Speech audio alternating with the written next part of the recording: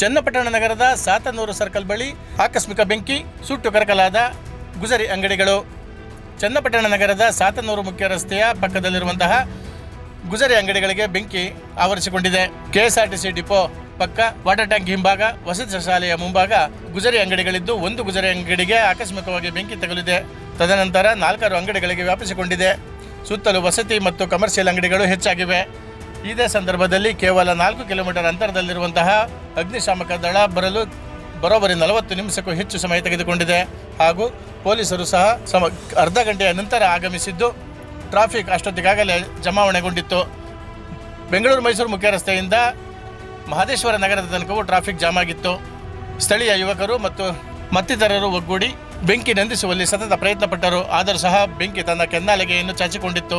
40 ನಿಮಿಷಗಳ ನಂತರ ಬಂದಂತಹ ಅಗ್ನಿಶಾಮಕ ದಳದವರು ಬೆಂಕಿ ಆರಿಸುವಲ್ಲಿ ಸತತ ಪ್ರಯತ್ನ ನಡೆಸುತ್ತಿದ್ದಾರೆ.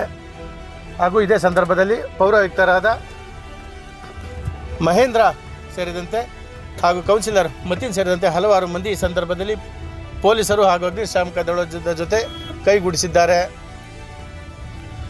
ಮೇಲ್ನೋಟಕ್ಕೆ ನಗರಸಭೆ ಬೇಜವಾಬ್ದಾರಿತನ ಎದ್ದು ಕಾಣುತ್ತಿದೆ.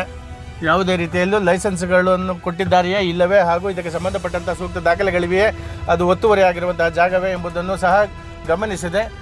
ಎಲ್ಲೆಂದರಲ್ಲಿ ಪ್ಲಾಸ್ಟಿಕ್ ಹಾಗೂ ಇನ್ನಿತರ ಸರಂಜಾಮುಗಳನ್ನು ಹಾಕುವುದರಿಂದಲೇ ಈ ಬೆಂಕಿ ಅವಘಡ ಸಂಭವಿಸಿದೆ ಎಂಬುದು ಸಾರ್ವಜನಿಕರ ಧೋರಣೆಯಾಗಿದೆ.